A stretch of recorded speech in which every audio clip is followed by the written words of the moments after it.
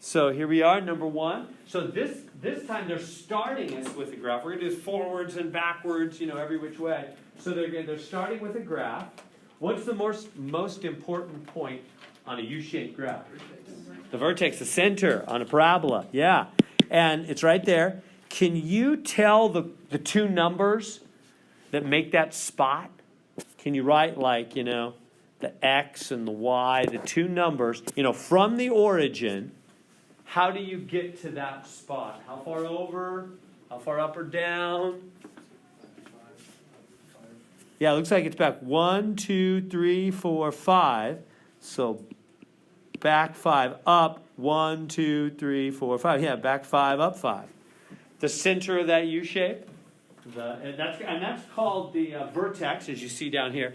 They're saying, what's the vertex of the parabola? So back 5, up 5, that's what they want right there. The X and the Y. And then they're saying the axis of symmetry. Now that's fancy talk. It's super easy. Let me show you what they mean. All they mean is, remember what symmetry? Symmetry just means same. It's a fancy word for same. They mean this line right here. Because that's the line that splits it. The line that cuts it right in half. They call that the symmetry line because it's the same on both sides of that line. It goes right through the middle. So they want to know the axis of symmetry. Like they want an equation. I'll give you a hint. It's always x equals a number. Why? Because see what axis it hits as it goes down? This is a line right here. It's hitting the x-axis back here at -5. So guess what the equation is?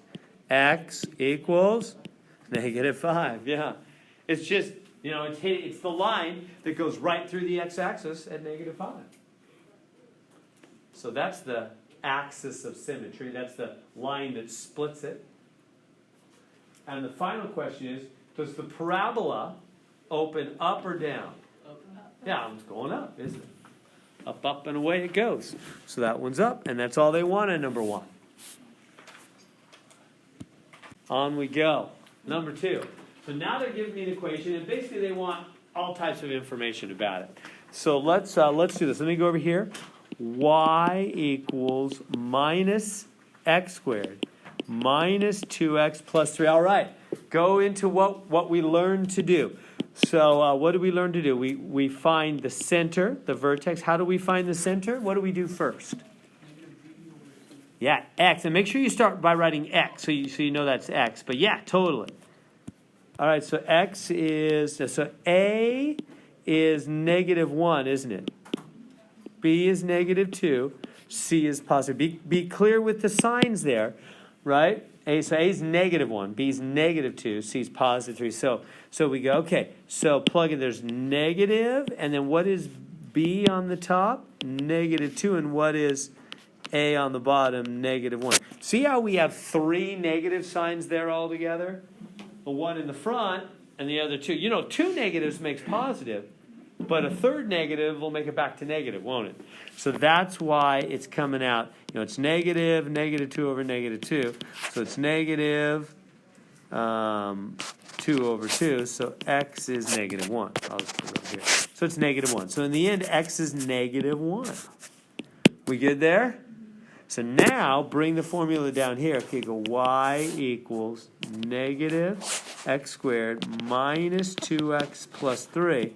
And I'm going to grab that -1 and plug it in. Because x is -1. And so what do we get? Negative, and I'm going to plug in right there, and plug in right there. I'm going to plug in -1. See how I put parentheses around when I'm plugging in and just put it in there like that? And then just be careful with your signs. Everybody seeing that? And so then we'll get what? Now this is -1 squared, which is positive, but then that extra negative in front makes it -1 in the end. Do we all see that?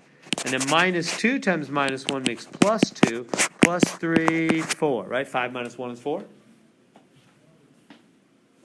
So that matters, all those. So now we can, they will ask you to graph it on the on this homework. So let's graph it. So where is it's going to be at back 1. Here's the vertex. Back 1, up 4, right? X, Y. I just grabbed the X and the Y. So back 1, up 4, right there. See how that's back 1? I don't know if you can see, it's kind of small. Back 1, up 4, but you got it on your notes. So back 1, up 4, okay. Now we just need a second dot, don't we? A second dot. How do we find a second dot?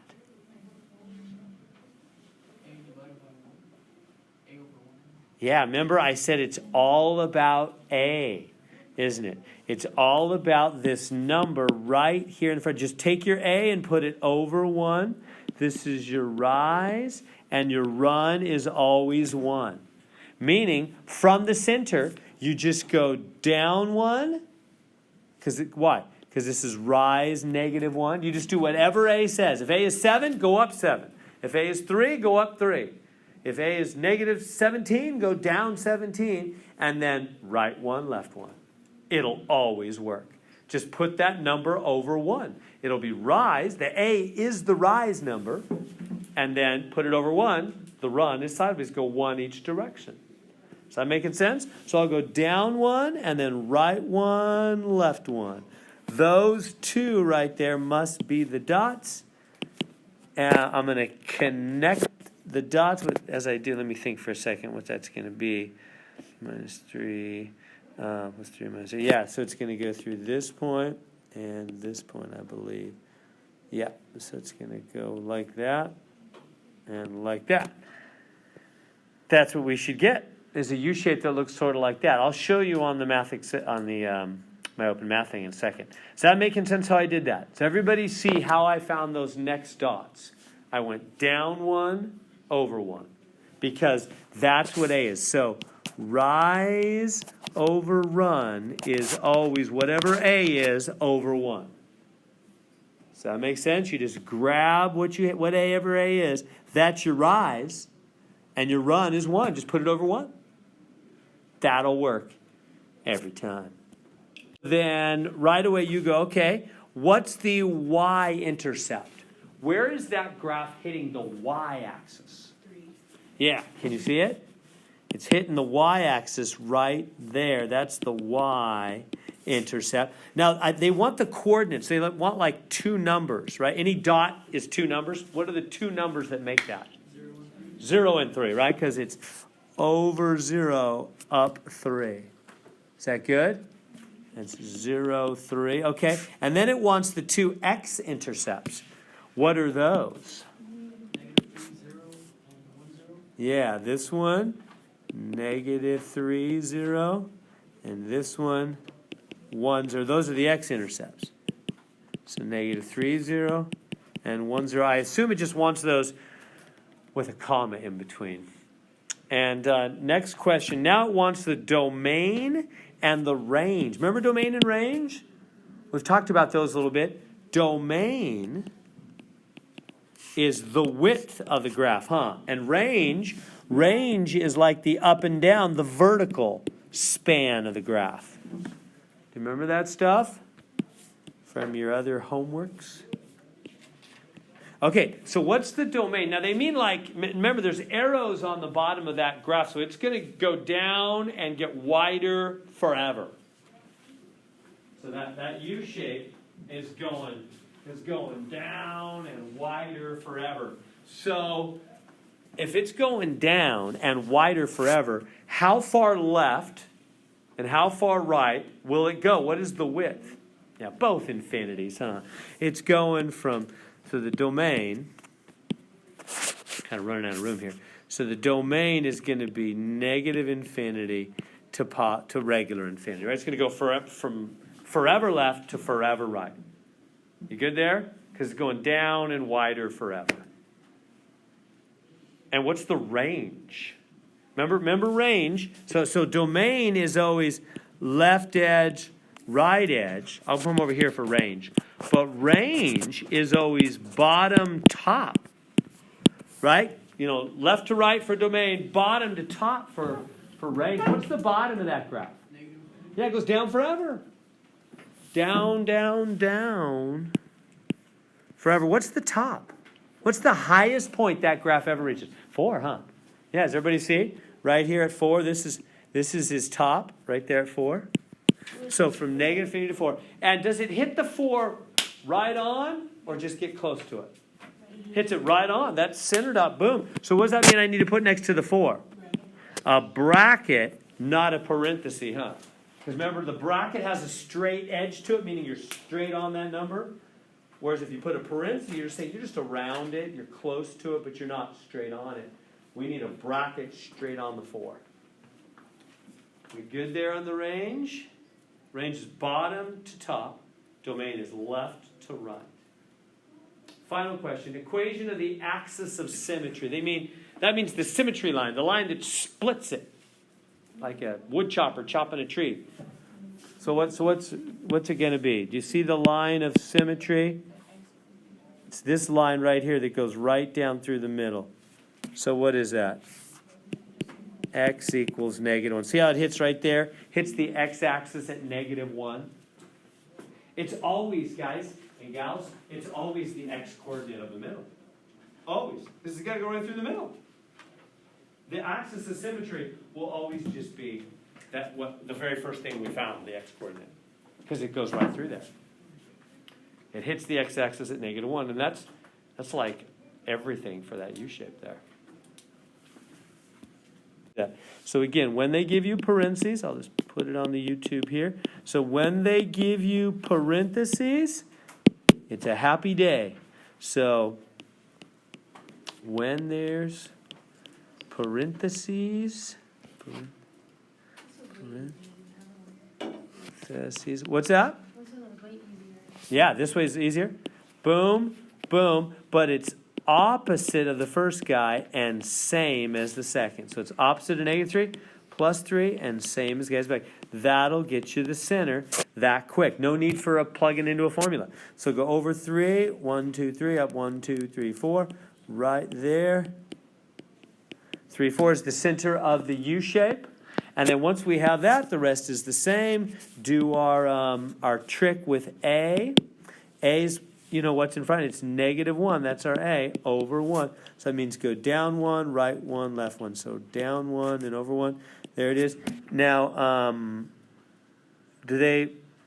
so they don't want like everything in the world on this one. They just say, does this one go up or down? To answer the question, does this one go up or down? Down. This one's going down. And what's the vertex? 3, 4, that's just the center. And what's the equation of the axis of symmetry, the line that splits the middle? X. You got to put the X in there. They don't want the number, they want the equation, which means equal sign, left and right, so you get X equals 3. Because it hits the x-axis, doesn't it? That line at 3. And that's it.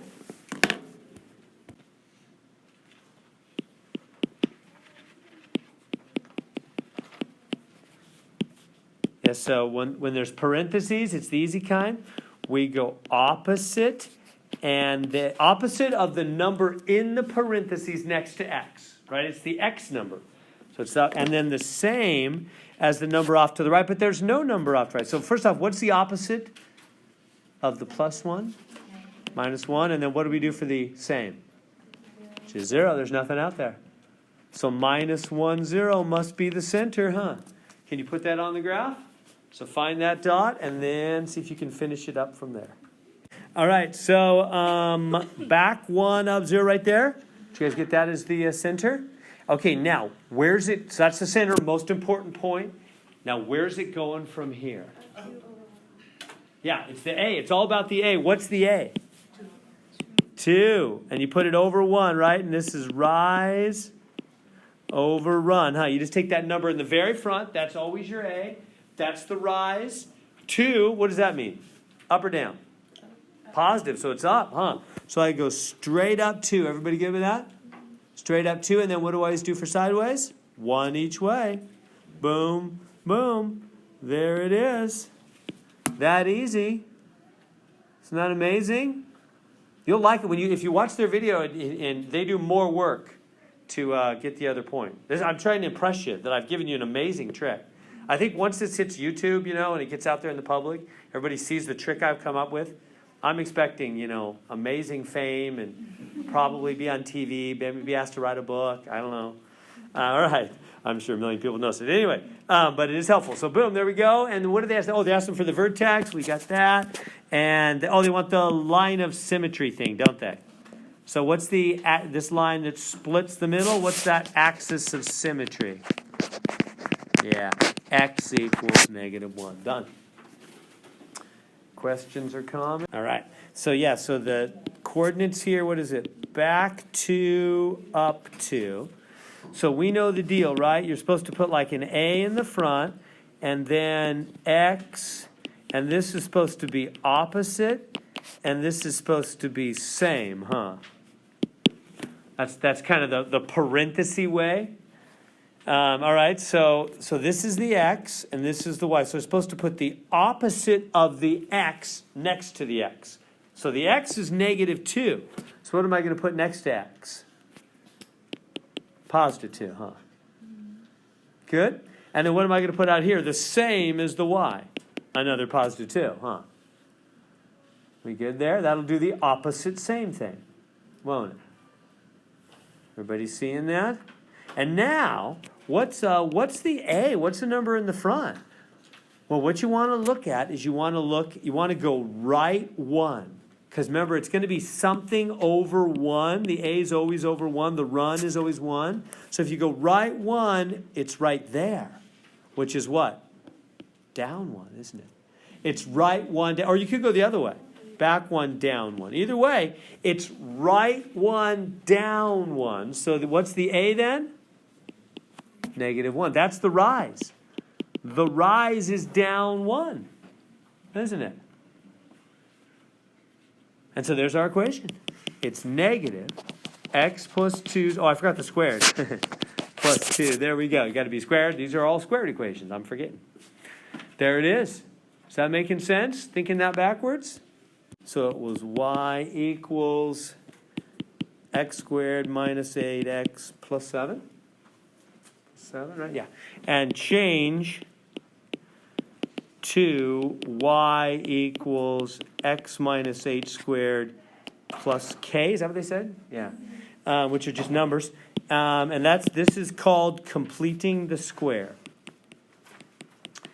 Completing the square. Okay, so how do we do it? We grab the number in the middle. You put the middle number over 2 squared. That will give you your completing number. So I take the minus 8 over 2 squared, which is minus 4 squared, which is plus 16. So that was our completing number. And so now we go back to the equation. Y equals x squared minus 8x. Push the plus 7 off to the right. And now we add that 16 to both sides, don't we? We add the 16. It's the completing number. It'll complete it. It'll give it just what it needs to factor. So these three will now factor, won't they? Guaranteed. If you use that completing number, it'll make it factor perfectly. And we know it does factor minus 4, and then the plus 7 is still out there. Right? And then that's identical twins. That's the same thing twice. So that's x minus 4 squared. Like that. And then last step is we do have to get y alone because the form they want has y alone, huh? So how do we get y alone? Minus the 16. Boom. Y is alone. X minus 4 squared minus 9. There's the form they wanted. Right there. All right, let's see at number 9. Y equals x squared plus 16x plus 60. And they want us to change to y equals x minus h squared plus k. All right, so let's do it. So what do? So we have to grab the number in the middle, right? You take the middle. Whoops. Middle has two D's. Middle over 2 quantity squared. So 16 over 2 squared. 8 squared. 64. So take our equation. Let's move that 60 out of the way for a minute. And we're going to add 64 to both sides, aren't we? It's the completing number. We're going to add 64 to both sides. It is the completing number. Okay, so now these, and what does it do? What magic thing does it do? It makes those three factor as the same thing twice. Identical twins, doesn't it? That's what it does. That's how it completes it. It completes its square. So what's it going to be?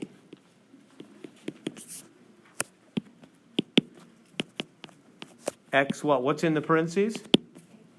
Yeah, plus 8 plus 8. See how that multiplies to go back to x squared plus 16x plus 64? Is that good? And so then we just go, okay, so that's it. Then just got to get the y alone, so subtract that 64 from both sides that we added in earlier. You know, we kind of did its job. Now take it back out. What is it, minus 4? Done. There it is. Now, I don't know how picky they are. Like I said, in the future, I'm going to print out the answers so I can be more helpful to you. But if they're super picky, then they might make you, that's a great answer on the test. I would be thrilled with that. They might be super, super picky, and see how they said they wanted a minus there and a plus there. I don't know if they're going to be that picky or not because I didn't print out the answer. But if they are, then you would need to give them what they want. To be super picky, I would need to write that plus 8 as minus something. See how they said minus there? So what would it be? It would be minus 8. That's the same as plus 8, isn't it? But it's written with a minus. I know that seems crazy. But they might. I don't know if they're going to go that far. They might be that picky. Because they might say, we said minus, please. Please write that with a minus. Yeah, but it's a positive number. You can write a positive number with a minus. Minus a minus, right? Even though it seems kind of bizarre. And they said, we would like a plus out here, please. So plus negative 4. That's the same thing, isn't it? They might be that picky. I don't know. So there's worst case. Yeah, we can just pick it up ourselves, huh? Can you tell if this is back 3? Yeah, just what Shantina said. And this is over 1, right? This is back 3. This is over 1. This dot here, which is right in the middle of those two, can we find his coordinates? What's right in the middle of back 3 and over 1? Yeah, negative 1, huh? This has got to be this over back 1 because it's 2 that way and it's 2 that way. Right? It's 2 each way. From minus 1, go forward 0, 1, and go back negative 2, negative 3. You with me? So just by looking at it, we go, well, that's got to be back 1. Because that's right in the middle of positive 1 and negative 3. Will that always work? Yeah, it'll always work. It's always the very center. So then what's the coordinates of this most important point then? We need his x and his y. What's his x? Back 1. And what's his y? Yeah, once you've got the center, you can whip it from there easy, right? Can you take it from there? Just kidding. Back on the YouTube. This isn't right. This is all crazy. And don't let this go on the YouTube. No, it's fine. Doesn't matter. But yeah, this is negative 2, huh? Not the center dot. That's what you guys are pointing out to me, and you're totally right. That's negative 2, not the center dot. That's the Y-intercept. As I wasn't paying attention up there. Yeah, it's where it hits the Y-axis. So this is somewhere lower than negative 2. Probably negative 3, but I would just be guessing. And I don't know. So we need a whole new game plan. It's actually not that hard, but it is different. How do you do it? So we know this point here is over 1 up 0, and this point here is back 3 up 0. So what that means is then the equation has to be of this form. x, x, and then opposite, opposite. Whenever you have places where your graph, and this goes for any graph, Thursday we're going to do super fancy graphs that go up and down 3 or 4 times, and they hit the x-axis. We'll reason the same exact way. We'll say, well, look, wherever it hits the x-axis, that means you've got to have parentheses, x opposite. So what's the opposite of plus 3? Minus 3 is plus 3. Right? Opposite of minus 3 is plus 3. Opposite of plus 1 is minus 1. It's got to be that way. Why? Why does it have to be that way? Well, imagine you were making a table for a second. Okay? Imagine you were just graphing. You know, you can plug in points to any equation, right, to make a table. What if I plugged in -3 to this kind of equation? Let's see, y equals some number, which I don't really care what that is right now. X plus 3, x minus 1, right? What if I plugged in to it? Just think with me. What if I plugged in -3 for x? I'd get y equals some number, whatever. -3 plus 3 and -3 minus 1. What's that? 0. So it become number times 0 times whatever, -4. So what's some number times 0, 0 times -4, 0, right? You multiply by 0, the whole thing's just 0, which means that's 0, which is right. See? It's got to be -3, 0. You see, if you're on the x-axis, you've got to make the thing 0. And how do you make the thing 0? Parentheses, x opposite. Do you see how that works? Right?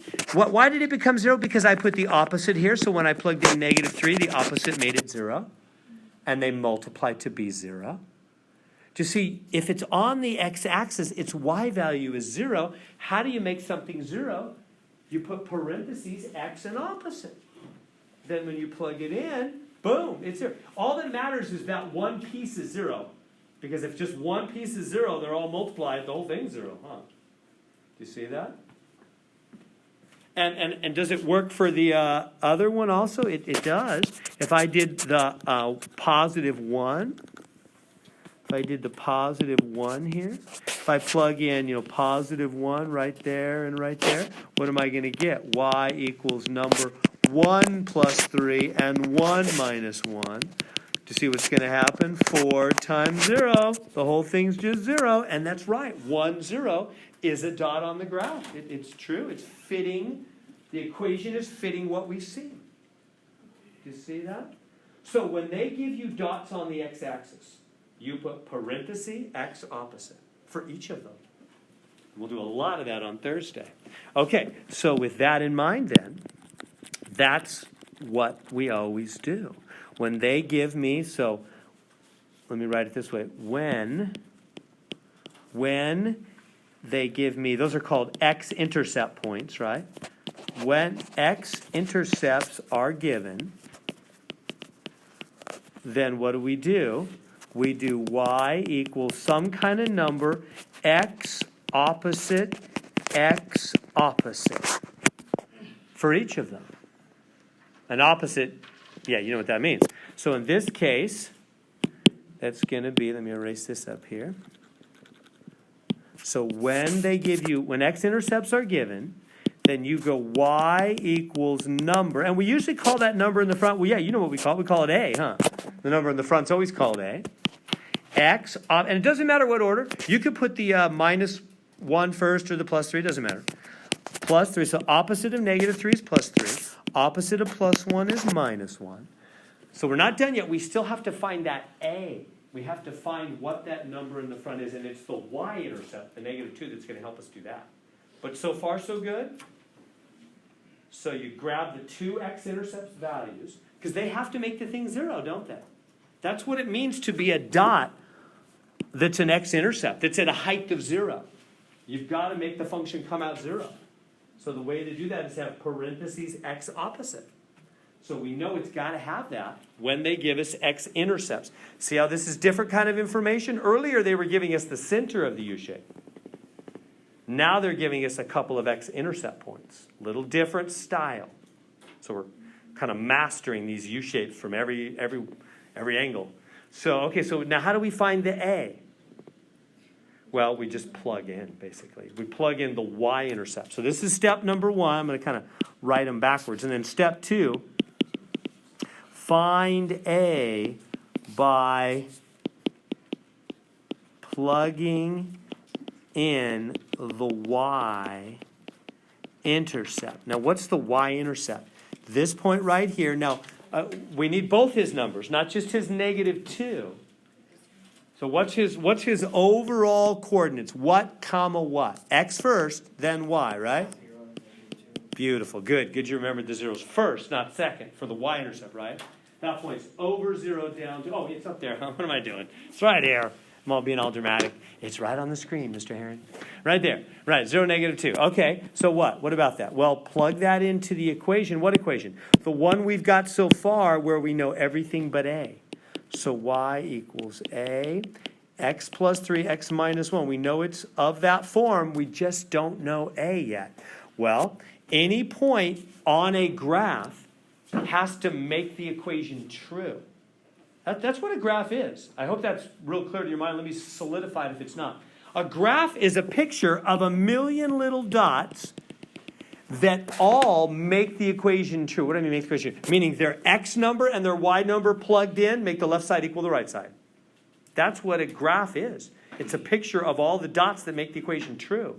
So if you have a dot that's on the graph and you know both his numbers, like that Y-intercept, 0, -2, I can plug them in. I know it's got to make the equation work.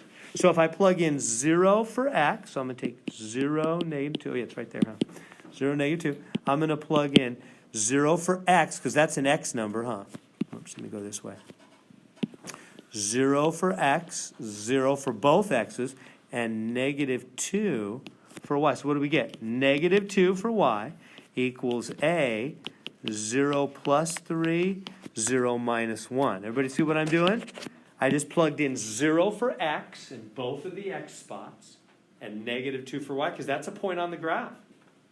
Any point would work. Any point on the graph's got to make this equation work. So what does that give us then? -2 is A times what? 3 times -1. See where we're at so far? Trying to find A. What is 3 times -1? -3. I'm going to bring it over here because I'm running out of room. -2 equals A times -3, huh? We good to there? -2 equals A times -3. Last step. Got to solve for A. How do I solve for A there?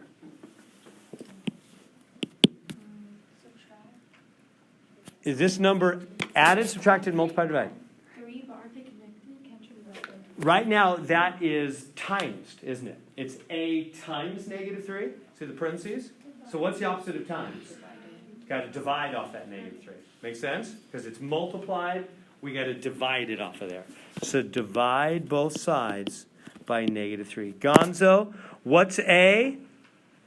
A's alone, finally. -2 over -3. What do you do with two negatives? Cancel. Positive 2/3. So A is positive. Come back down here now in the place of A. Bring that on down. A is positive 2/3. There's the equation. There it is. There's the equation. So that was a lot of work. So it was in 2 phases. Phase 1, you just start with, when you have, and they're giving us different information, right? Did everybody see the different kind of information? They're giving us points on the x-axis. They're not giving us the center of the U-shape. So when they give us points on the x-axis, we do parenthesis x opposite, put an A in the front. That's phase 1. And then step 2, then you plug in the y-intercept or any other point and solve for A. You ready to try it? Wait, I thought we were about to try it. Oh yeah, that one. Yeah, that's good. That's exactly it. So right there. Now, can you see the 2 x-intercepts? Of course, you don't really need to do that in this one, huh? You can see the center. Yeah. Well, I guess especially that'll be great for Thursday because we'll do a lot of that on Thursday. Yeah, this one you don't need to do that. I'm just going to do this one the old way, right? It's much easier. We know the center, right? We know the center. That's over 2 down 1. And then, so I would just do the rest of this problem by just the old way. So I'm just going to skip it. There's nothing new here, right? Number 11, you can just do the old way. Everybody good on that? But we do have to do number 11 because it says down here that they want this in factored form. So that means we have to do it the same way we just did number 10. They're going to make us. So and it'll be good practice anyway. So let's try it again. So we're not going to use the center. Even though we do have the center of the U shape on this one, we're just going to use this point and this point. So the 1 and the 3. Just use, and then the other one we're going to eventually use is up here. It has a Y-intercept of 3. So just use that 1 and the 3. Notice it hits the x-axis at 1 and 3. So remember what that means? When any graph hits the x-axis at a couple of points, what do? We write y equals a, and then you go x opposite x opposite. Right? You with me? Is that making sense? So take it from there. That's step number 1. That's the first thing you do when you see x-intercepts. Why do we do that? If somebody was to ask you, hey, why? How do you know it's x opposite? How do you know? What's special about these points, these x-intercept points? What's their height? 0. So in other words, the y has got to be 0. Well, how do you make y 0? Well, y equals the right side, so you got to make the right side 0. How do you make the right side 0? You put the opposite. Because when you plug in x equals 1, for example, or 3, you want this piece to come out 0. Because 1, this is the point 1, 0. 0 there, huh? And this is the point 3, 0. The y value, when you plug in x1, you're supposed to get y0. When you plug in x3, you're supposed to get y0, aren't you? So what's going to make that happen? What do I have to put next to x, that first x, so that when I plug in 1, this whole thing will become 0? Minus 1, his opposite. That way when you plug in 1, that whole piece is 0. And y does indeed equal 0, which it should, because this is the point 1, 0. When x is 1, y's got to give you back 0, doesn't it? And then what's going to go next to this guy to make this piece 0 when we plug in x is 3? The opposite. See why the opposite will always produce a y0, which is what an x-intercept point is. Now you just got to find the a, huh? So we always do x opposite in the parentheses for x-intercept points. And now, how do we do step 2? We got to find that a. It's all about, okay, we got the rest, but how do we find that a now? Plug in. Really, you could plug in any point you want. We usually grab the y-intercept point, huh? Yeah. And what's the coordinate? Now, that dot, I just wrote 3 there, but there's really 2 numbers that make that dot. It is 0, 3. Plug in the 0, 3, the x0, the y. Yeah, so plug x equals 0 into both those x spots. Plug in y equals 3 in for the y. It's like Faith was saying right there, and the 0 right there and right there. And then all the letters, then you can solve for a, huh? Because you'll just have a whole bunch of numbers and a. You can solve for a. Okay, so I'm going to plug in the 3 for y over here. Plug in the 3 for y.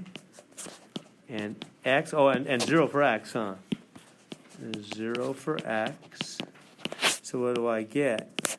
-1. This is all multiplied. What's -1 times -3? Yeah, regular positive 3, huh? 2 negatives multiplied by positive. And then I'm trying to solve for a, trying to find what that number in the front needs to be. So how do you get a alone there? Yeah, divide by 3, huh? Because that a is multiplied by the 3. Is that making sense? So we got to divide it by the 3 on both sides. So a is 1.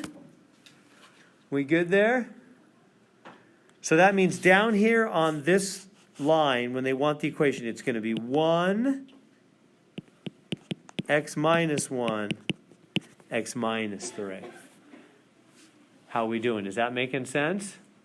That's got to be the equation. And that's what they mean when they say they want it in factored form. They mean those parentheses like that. Multiplied. Factored means multiplied together. So there it is, multiplied together. Is that good? That's a little different. Let me mention. Well, yeah, let me just move on. It's probably good right there. So let's answer all the questions now. Yeah. The axis of symmetry is the line that goes right through the middle. That's the symmetry line. It splits it right down the middle. So what's the equation of that line? 2 goes right through 2. And it goes to the x-axis at 2. This is the x-axis. So yes, so the equation for the axis of symmetry would be x equals 2. How about up here? And then what's the vertex on this one?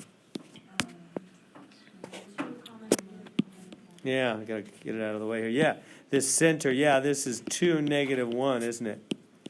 2, -1, good. And the y-intercept, what's that? 0, 3. And the x-intercepts? Yeah, the 1, 0, and the 3, 0. And is that everything? I guess so. There it is. Questions covered. 12, it's a big old table. See how they're giving us this x squared stuff in every which way. I mean, graphs and intercepts. And now from a table. How can you just take a table and figure out everything? They're going to ask everything basically, Let's look back over here at what just helped us on the last problem. Look at what we used. Let me go back. We used this dot here, which was over 1 up 0. And we used this dot here, which was over 3 up 0. And then we used that dot, which was 0, 3. And we really got everything from those 3 dots, didn't we? Everything came from those 3 dots. Notice what all 3 of those dots have next to them, or with them in the parentheses. 0. They've all got a 0 somewhere, don't they? That's what makes them an x-intercept or a y-intercept. One of their coordinates is 0. So let's just go back to the table and grab all the ones that have zeros and just use those, and it'll be exactly the same as this problem. So -3, 0, 0, -3, and 1, 0. There they all are. So whenever there's a 0 you have to use it. Yeah, well, you don't have to. There's other ways, but that'll be the same, so that'll be nice. So let's go ahead. So what I would encourage you to do is put those 3 dots on the graph first. I think it will be helpful to see them rather than trying to fly this plane blind by the instruments. Let's get a little bit of a picture. Because I want you to be clear which one of those 3 is the y-intercept and which 2 are the x-intercepts. That'll be important.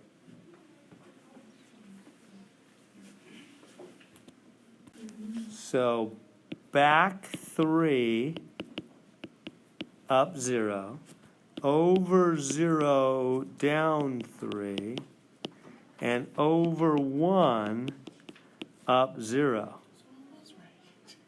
So those 2 are the x-intercepts at back 3 and over 1, So you know what to do, right? Grab those 2 and run forward from there. Let's write the equation. Can you write the equation? Let's just start by writing, even though that's question 5 or whatever, it's way down the line. Let's just start with that. Can we write the equation? Remember when we have x-intercept points, it's parenthesis x opposite, put a in the front. Okay, so are y'all getting the equation? Okay. So how do we, so to get the equation,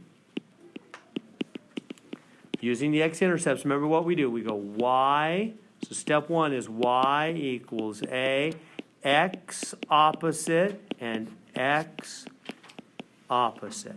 Are we good there? So what are the 2 x-intercepts? -3, yes. So it'll be opposite plus 3, and opposite of plus 1. We good there? We know it's got to be that way because that way if you plugged in -3, it'd make that first one 0, wouldn't it? If you plugged in +1, it would make that back one 0, which is right. It should be 0. Those 2 points have a height of 0, have a y value of 0. don't they? We good so far?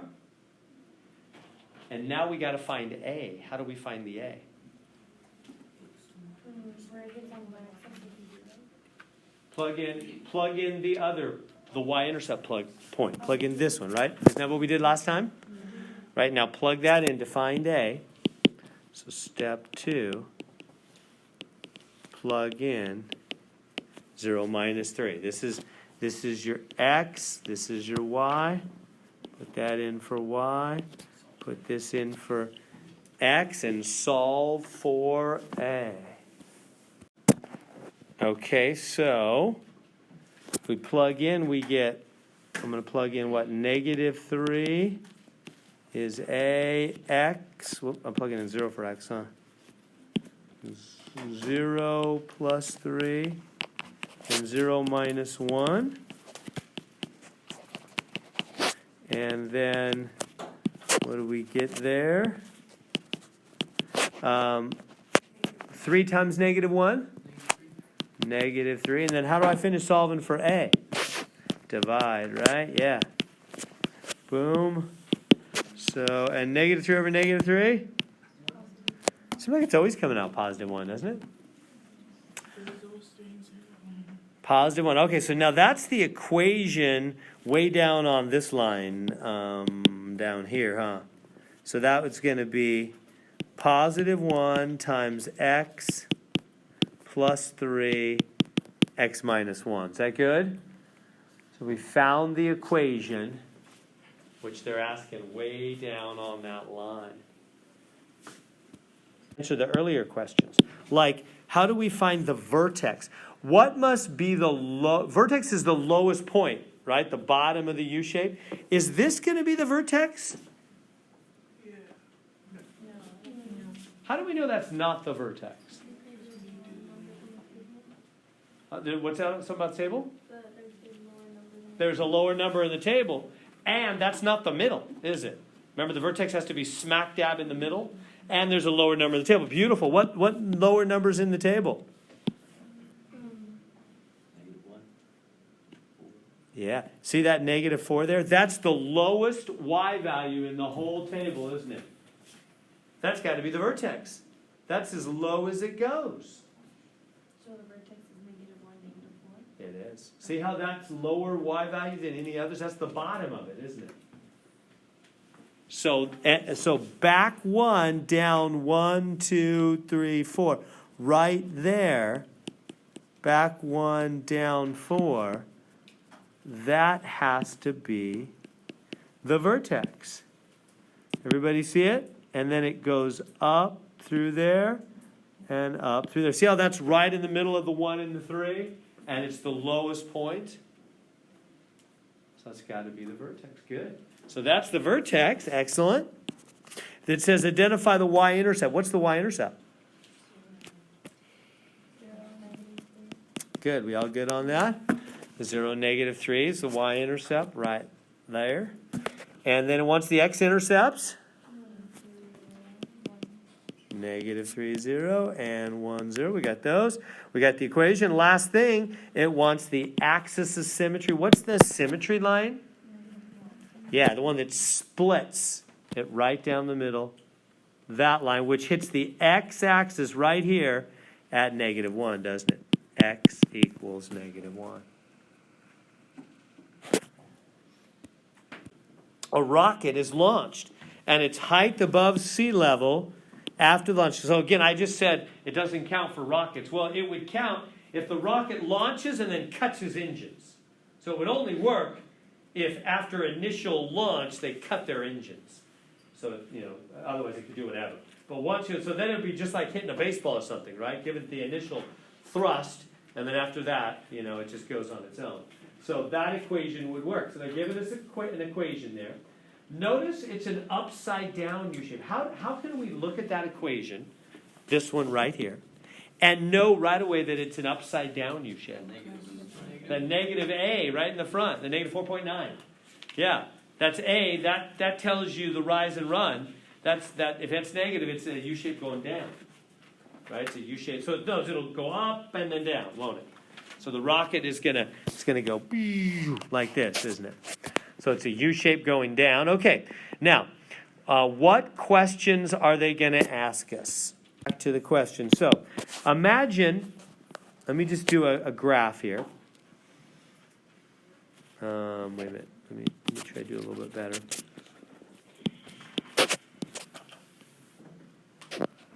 So we have a U shape like this. Okay, if we graphed it, we're going to get some kind of U shape going downward thing. All right, now this is the height over time. So instead of just like X and Y, these are real life things. This is what I enjoy. I think I enjoy physics a lot. It's a great application of math. So height on this graph, time on this graph. So in other words, let's get real for a second here. What does this mean right here? What is that point? Real life, what happened with the rocket? So, those little rockets they launch out in the grass. My daughter and I were hitting tennis balls weekend before last, and there were people launching rockets out in I was out at Clovis East High School, and they were launching rockets out in the giant lawn out there. It's kind of fun to watch them shooting up in the sky. Anyway, so somebody's out there launching little rockets, and they're coming down. One almost came down on the tennis courts. What would this little dot be? That's where the thing hits. Now, specifically, though, let's think about it in terms of H and T. This is some kind of point which is over some T amount up 0. It's over, let me do it this way. It's over some number up 0. And that first number, remember the coordinates, instead of X, Y, it's time and height. So suppose it's 7, 0. What would that mean, real life? Talk to me about real life. If that point, I'm just making up a number so we can make it real. If that is 7, 0, what? 7, what? When I took physics, if you give an answer like 7, in my first physics teacher was Mr. Grimes in high school. And he was a very funny guy. If you ever answered 7, for example, like I just said 7, in his class, you said, 7, Mr. Grimes, 7. He'd go, Heron, 7 what? 7, what is that? He didn't want numbers without units. He'd go, 7 dogs? Is that 7 dogs, Heron? 7 dogs in the kennel? It was 7 what? That's always what he said. So, 7 what here? What would that 7 be? Seconds. How'd you know, Jaylene? Yeah, because it's time, and they said up here, where is it? I can't find it. I thought I saw it. There it is. Yeah. T is in seconds. Yeah. So that would mean at 7 seconds, and then H is 0. What does that mean, H is 0? The height of the rocket is 0. It's on the ground. It just hit the ground. Its height is 0. At 7 seconds, that rocket hit the ground. So it was up there for 7 seconds. That's what that means. I just made up the number, but that's what that would mean, right? Now, right here, that's the center. That's the what's called vertex, right? That's the vertex. That's the center of the U shape. That's going to be the maximum spot of the rocket. I'm just going to make up numbers again. What if that's 3, 100? Remember, again, it's time followed by height. The X is T and the height is Y. So that would be, what would that mean real life? At 3 seconds, the rocket was 100 feet high, for example. I'm just making up numbers, trying to make us be real with this. Is that good? Okay, what about right here? What if this is, 0.50, right? I know it's 0 and then up somehow 50. Remember, again, it's T and H. What would that mean? At 0 seconds, it was 50 feet? How could it be 50 feet at 0 seconds? That's why I launched it. Yeah, they launched it from some kind of high pad up 50 feet tall. Because at the start, at 0 seconds, it came flying off at 100, already 50 feet up. So that's where it starts. Right, because that's time 0, huh? Does that make sense? Because that's time 0. So really, we shouldn't have all this. This is back in time. You can put it on a graph, but we can't experience it in real life, right? Just ignore that part of the graph, because that's going to negative time. Remember, this is the time axis. These are negative numbers back here. -1, 3 seconds before we launched it, 4 seconds before we launched it, right? That's meaningless. The rocket doesn't go back in time. So math goes beyond reality. We just do the part that's real. Okay, so now let's answer their questions. From what height was the rocket launched? Well, now, my numbers are made up, but what would be the answer given my numbers? From what height was the rocket launched? Yeah, it would be 50 on my thing, right? It'd be this point right here, wouldn't it? So yeah, no, we're not going to, on this question, they don't want you to solve anything. They just want you to answer, what is it? It's this point right here. What do we call that point right there? Well, that's an intercept point, huh? Anytime you're on one of the grid lines, you're called an intercept. Now, we're not using X and Y. We're using H and T. Which one is that, an H? Or which axis is it hitting? The H axis, huh? So that would, what they want you to say here is you'd need to find the H-intercept. They don't even want the number. They just want to make sure you're theoretically understanding the real life location. So the height the rocket was launched from would be the H-intercept. How about the next question? What is the maximum height the rocket reaches? Maximum height? Where is it? Isn't this the max right here? Is it that the max height of the rocket? It'll be the H of the vertex. And it's going to be the H of the vertex. Beautiful. Does everybody see that? So if somebody asks you, what's the maximum height that rocket reached? Wouldn't it be 100 feet? And isn't it the H coordinate of the vertex? How are we doing? Am I making any sense? So it's the H coordinate of the vertex. For that curve, I should have written it down here. I'm getting off track here. It's the H coordinate of the vertex. Last question. If the rocket will splash down in the ocean. Okay, there we're hitting the ocean, not the grass, I guess. When is, what do they want there when they say when? Height or time? Time. When's a time question, huh? When will it splash down? How do we find that? The T-intercept. Yeah, this point right here. It's the T-intercept.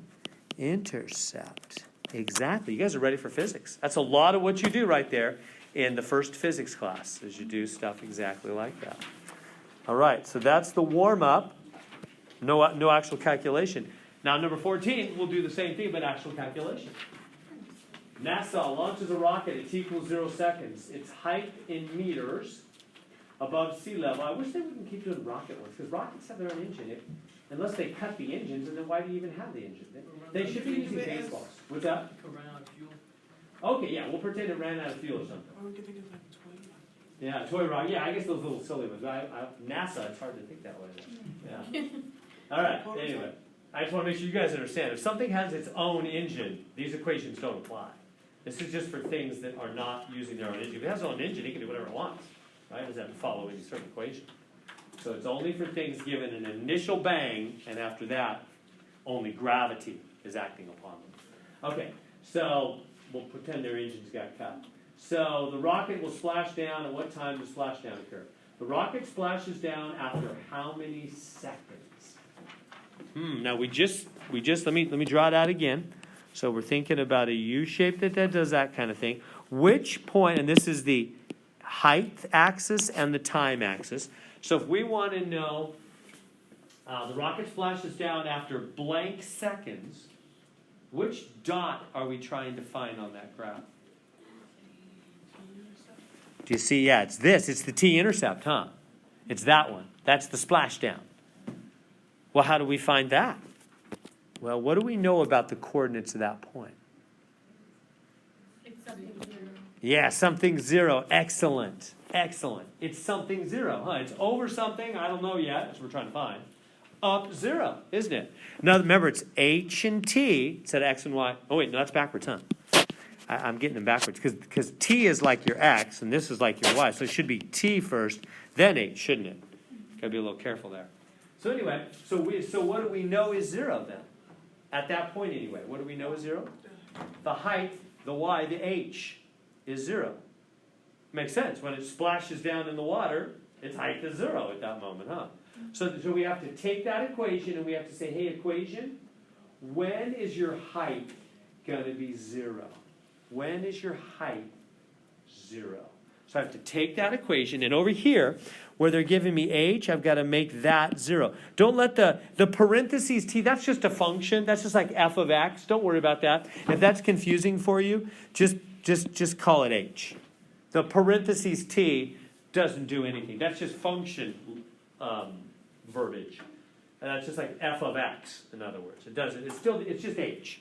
So anyway, we're supposed to make that h, what? 0.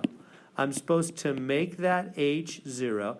And then t squared plus 340t plus, is that 402? Yeah, 402. So I'm supposed to make that h 0 because it's splashdown. At that moment, the rocket has a height of 0. So then I have to solve that little equation somehow for t. How in the world? Can we do the quadratic formula? The quadratic formula, beautiful. The whole? The whole quadratic formula. That's exactly what we'll do. Let me get a fresh screen and we'll do that. With decimals and everything. Definitely want to use our calculator. That's why I'm not working for NASA. This is what you're thinking the NASA career's off? Okay. Unless they're gonna pay me millions. I'll do decimals and formulas all day long. Yes. Let's see, 0 equals negative 4.9 t squared. Okay, so 0 equals negative 4.9 t squared. I keep forgetting, what was the rest of it? Plus 340t plus 402.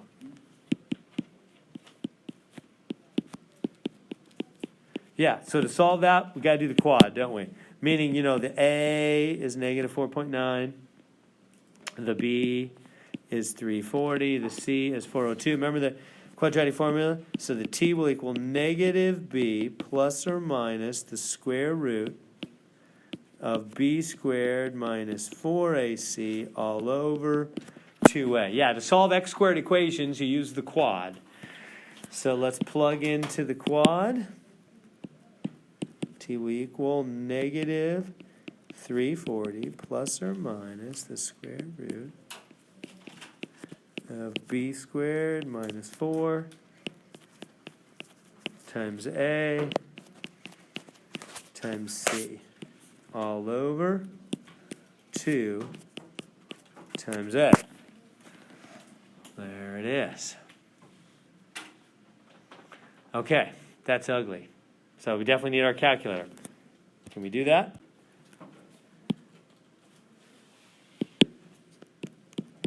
T is negative 340 plus my square root of, I got 1, 2, 3, 4, 7, 9.2 all over negative 9.8. You getting that so far?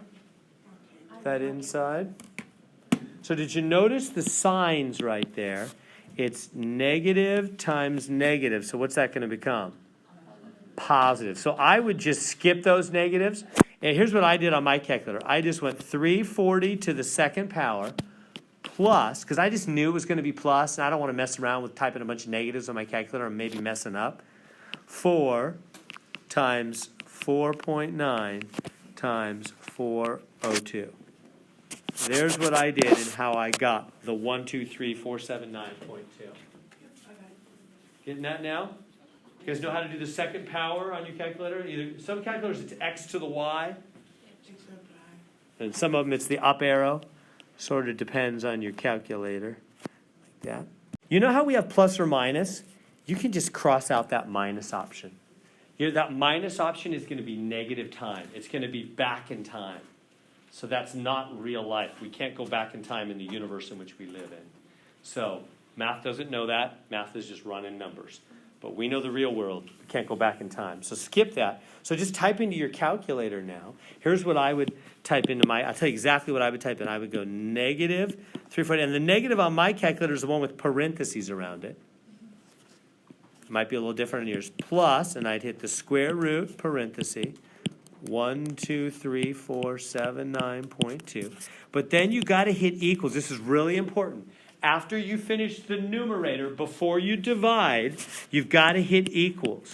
Then divide by negative 9.8 and then hit equals or enter again. It's really important that when you finish the numerator, before you divide, otherwise it'll just divide that last square root number instead of the whole numerator.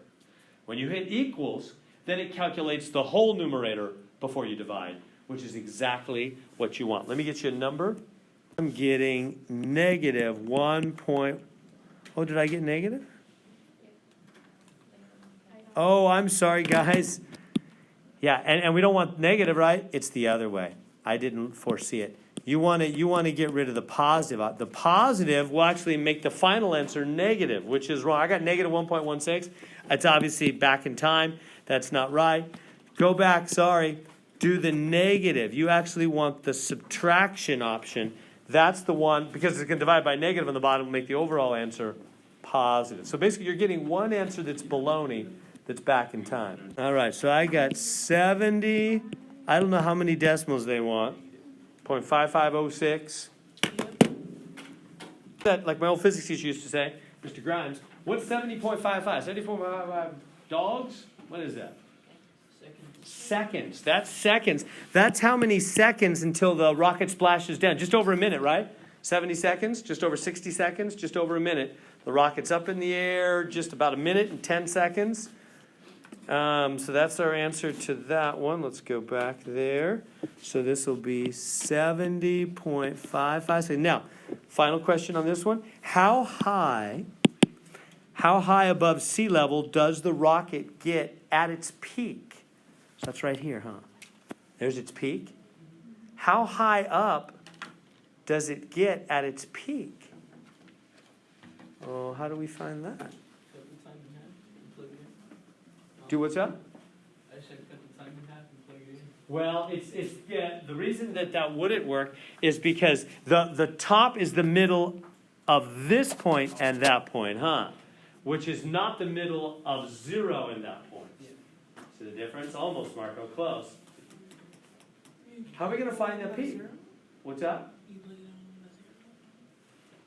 So we started today by finding peaks. Remember our formula for finding the peak? Yeah, remember negative b over 2a. Remember that? You can find the peak here. Is the vertex. The vertex is the peak. Yeah, the center is the very top. Yeah, that's the vertex, isn't it? That's the very top. And remember, that's x equals negative b over 2a. That's the outside of the quadratic formula that we first learned about finding the top or the bottom, the vertex, the center of a U shape. So now instead of x, who's playing the role of x here? It's t, huh? So, so that's going to be t equals negative b over 2a. So we're going to have to find t. So let me go back and do that. So this is second question. Oh, so on 14, back to this. So it's negative 4.9 t squared. So the height equals negative 4.9 t squared plus 340 t plus 402. Okay, and what we want is we want to find the peak right here, which is x equals negative b over 2a. But instead of x, we're using t, because this is the t-axis versus the height. So I plug in t equals negative b over 2a. So that's negative. What's b here? A is 4.9, A 4.9, B is the 340, and C is the 402. So negative B over 2 times A. Negative B over 2A. Right? So just divide that in your calculator. I'm doing it too. It's going to come out positive 34.69. I'm going to use a couple more places of actually 6938. Well, I'll just round 694. Y'all getting that? T equals positive 34.694. You able to get that in your calculator when you divide that? That's the time when it's at the peak. That's the time that it's up there at the peak. But they didn't ask for the time. Look back here. What did they ask for? Whoop, on the wrong question. They said, how many meters above? What's the height? How many meters above is it? So they don't want the time. They want the actual height. So what do? This is the time when it's at its peak, after 34.694 seconds, it's at the very top. Now you got to plug that in to the height equation. So much calculator work, huh?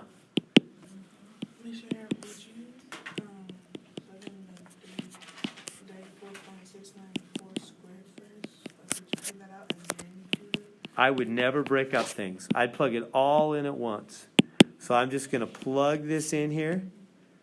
34.694 squared and 34.694. Just plug it in like that. Do it all once you know that squared means to the 2 power.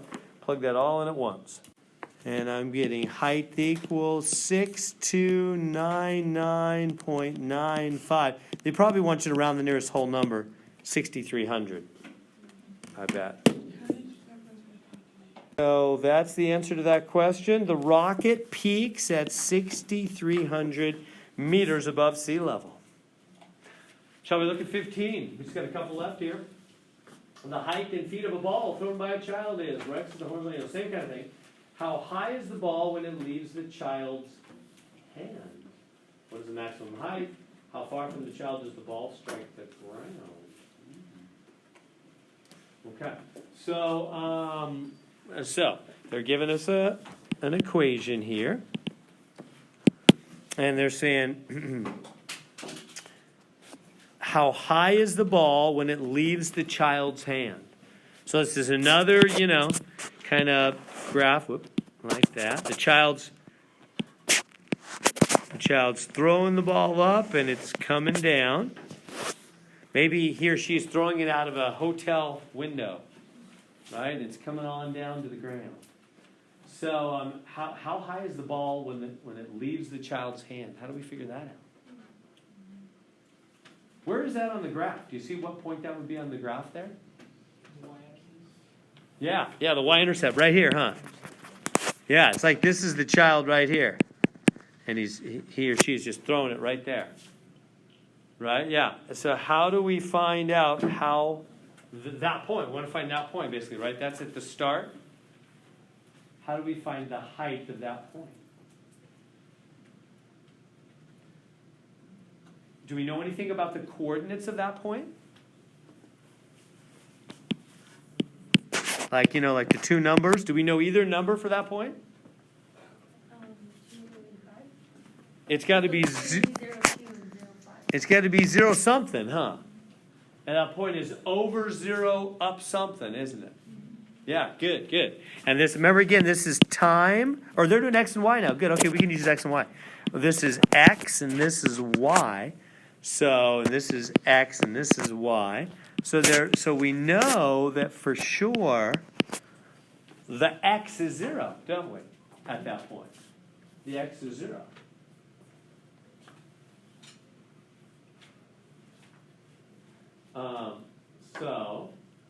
So therefore, what do we do to find the Y value?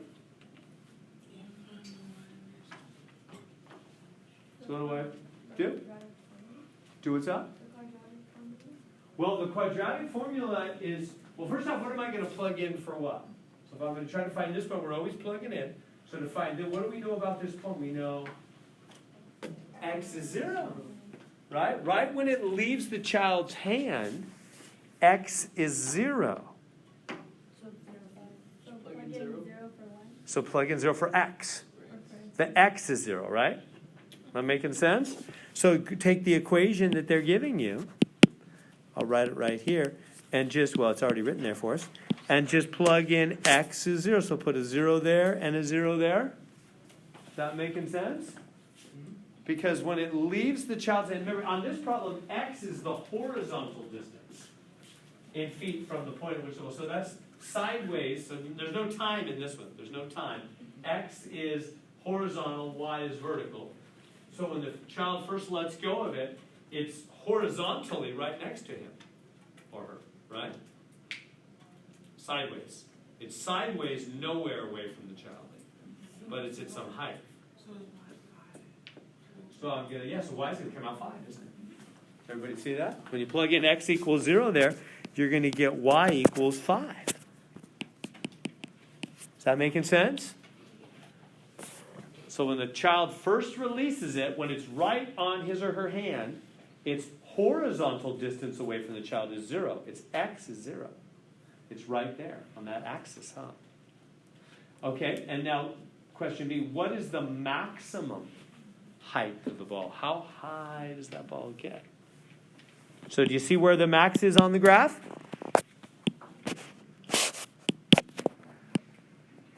Right there, huh? That's the max, and what do we call that point? The vertex. That's what we've been dealing with. Yeah, how do we find the vertex? Negative b over 2a. Yeah. You find that. So x is negative b over 2a. So we go, okay, x is negative b over 2a. But careful, that's just the beginning. They want the maximum height. So in the end, do they want x or y? Height? Y. So we start with x. We got to get our hands on x first. And then once we have the x, we'll plug it back in to find the y. It's 2 steps. Does that make sense? So let's get the x, and then we'll get the y. So 15 here. I'll rewrite it.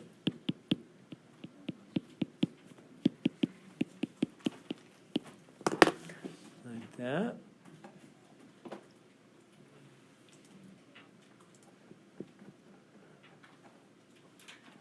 Good. And then so they're asking us on question B, max height. So I'm going to plug in the maximum height is going to be right there. And the maximum height is x equals negative b over 2a. So that's x equals negative 2 over 2. Now, a is a fraction. That's a little ugly, huh?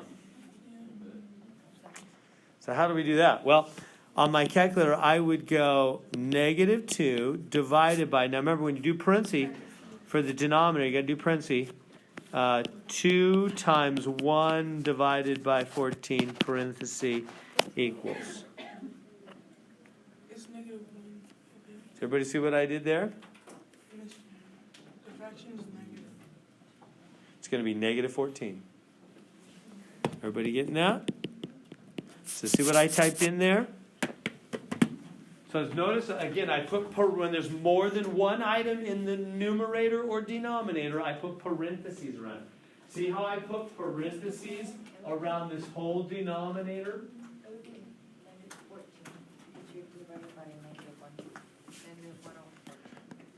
just be 14, Oh, yeah, it's coming out negative, huh? Negative b over, oh, I forgot the negative down, that's all. No, it's positive. I just forgot, yeah. So it's 2 times negative 1/14, isn't it? I forgot the negative. 2 times negative 1/14. There we go. So everybody's seeing what we do again. You put parentheses around the whole denominator. Whenever you have more than one item in a numerator or denominator, you have to put parentheses around it. So then it's positive 14. So it comes out positive And then we just plug that into the equation. 14, and then we plug that in. Is everybody getting that in the calculator?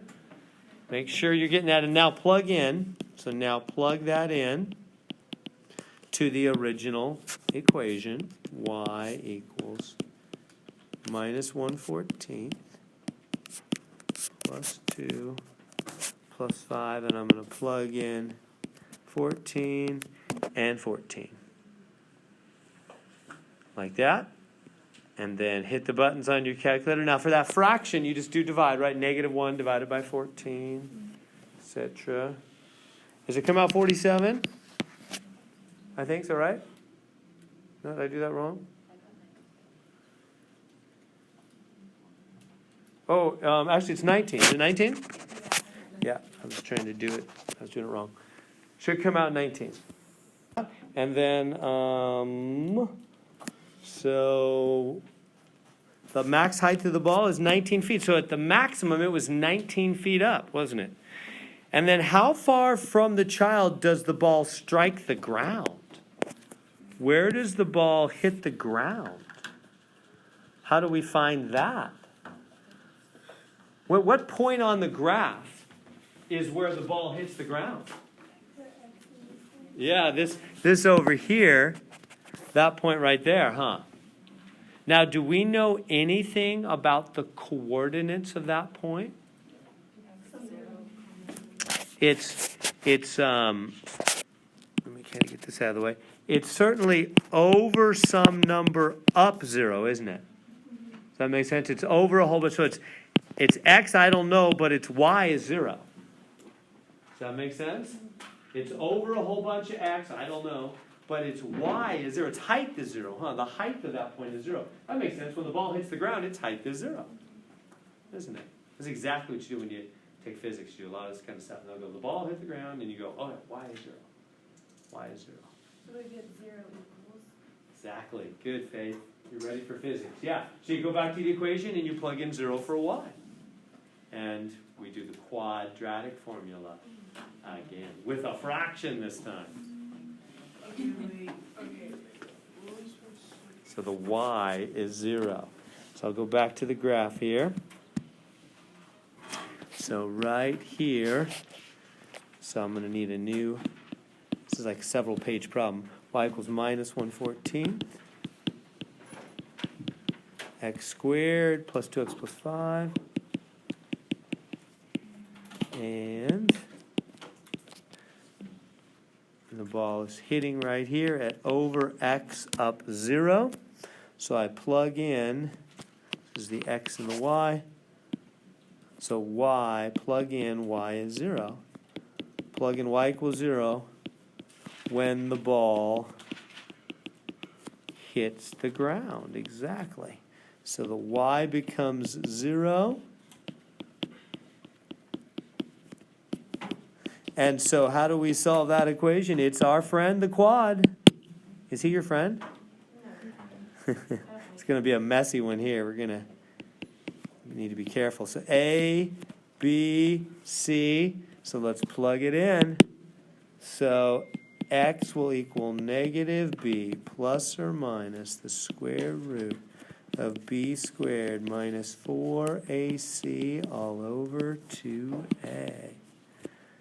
Okay, so x will equal negative 2 plus or minus the square root of b squared, 2 squared, minus 4 times a, which is negative 1/14, isn't it? I'm going to go negative 1 divided by 14 times c, which is 5, all over 2 times a, which is again negative 1 divided by 14. Whew. That's ugly. Would you type all of that in, or can you separate? Good question. What should we do? Because usually when I do it, I always kind of separate. Yeah. And instead of the negative, I just go 4 and then. Most all of you guys have an answer button. Yeah. Let me show you, using your answer button, this problem can be made done more easily. Let me help you with that. Here's the way I would do it. We're going to use the A and S button on your calculator. That makes life easy. The A and S. So you all have one. Pretty much every modern calculator has an A and S. What that means is it'll grab the last answer you just had. So with that in mind, I'm going to start right here on the inside. By the way, we're going to skip the plus option again. That would end up being a negative answer back in time, or back in space. X is negative. We're not talking about that. The kid didn't throw the ball backwards, right? So we just skip that one. So here we go. Starting on the inside right here, here's what I would do. I would go 2 squared minus 4, parenthesis, negative 1 divided by 14 times 5, and hit equals. So I didn't do the root. I just did the inside of the root. No root yet, just the inside of the root. So everybody see that? So try that. Track with me. This will make it easier. Just start with that inside. Type in exactly that. When you get that answer, then you're going to work your way backwards, but it'll be easier. then hit square root and hit the answer button. You have an answer button on your calculator, equals. And now you just took the square root of that piece. Everybody see what I'm doing? I just start with the inside, work that out, get that, hit square root of answer, equals, then go negative, remember you got to make negative with the parenthesis negative, -2 minus answer equals, and then divided by, and now you've got to do parenthesis 2 times -1 divided by 14 equals. That should do it. You guys getting it? 30.309. They want me to round that. So 30.31. That's the answer.